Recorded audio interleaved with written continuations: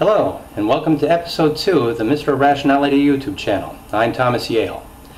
In this video, I'll be addressing a letter that's been circulating in social media since 2015.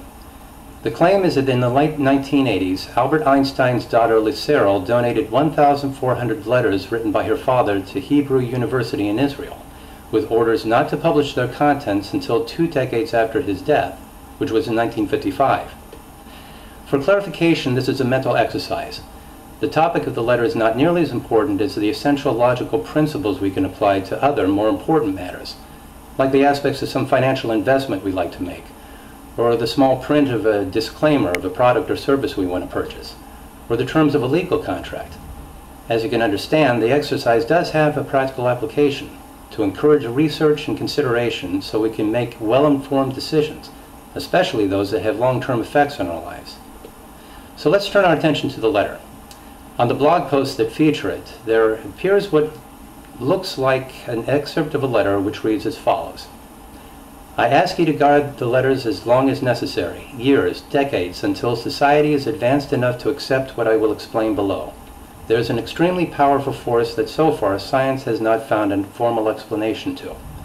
It is a force that includes and governs all others, and is even behind any phenomenon operating in the universe, and has not yet been identified by us. This universal force is love. When scientists look for a unified theory of the universe, they forgot the most powerful unseen force. I included a link to a blog in the video description below if you'd like to read the entire thing. It goes on to say that love is light, love is gravity, in addition to all these other metaphors, using scientific terms to express moral truths, but in a manner completely uncharacteristic of a scientist. I didn't think much about the cellular substance, despite that other people did. It didn't offer much inspiration, but that's only my opinion. My observations, however, are a different matter. Even if Einstein's native language was German, he probably might not have entered an English sentence with a preposition. A few blogs also display a photograph of him in a garden with a young girl, supposedly his daughter. Offhand, anybody who isn't familiar with Einstein's life might accept this letter as genuine, unless you apply the other principles of scrutiny and motivation.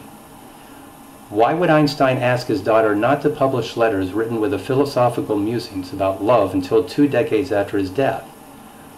Why did she supposedly release them three decades after his death instead? And how are their contents in any way revolutionary to science?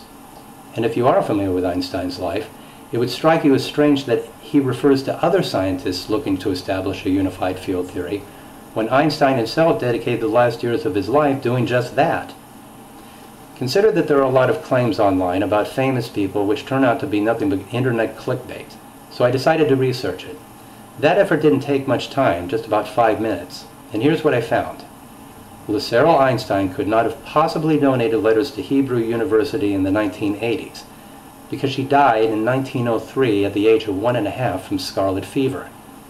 Her existence was unknown to biographers until 1986, when his granddaughter Evelyn discovered a batch of letters he wrote to his first wife, Mileva Murik. Could Einstein have actually written the letter as a means of coping with Lieserl's death?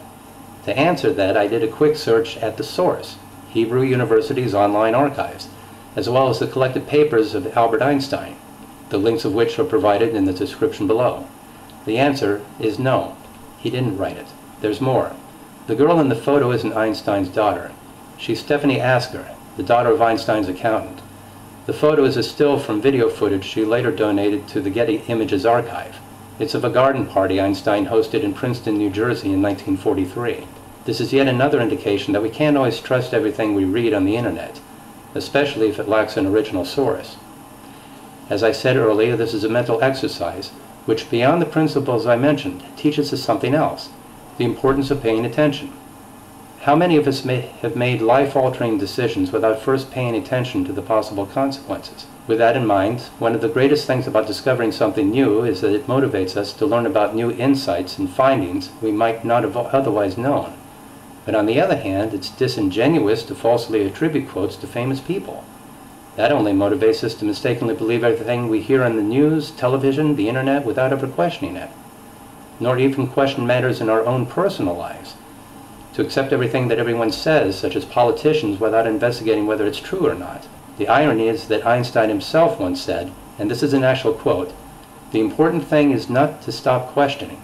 Curiosity has its own reason for existing." Let's apply the principle of motivation not to Einstein, but to whoever wrote this. Why did they do this? One likely explanation is that however true their philosophical musings might be, they felt that they wouldn't gain the attention they thought they deserved. But once it's discovered as fraudulent, the intent backfires, at least to those who don't stubbornly cling to the belief that it somehow might be authentic, despite all the historical facts definitively proving otherwise.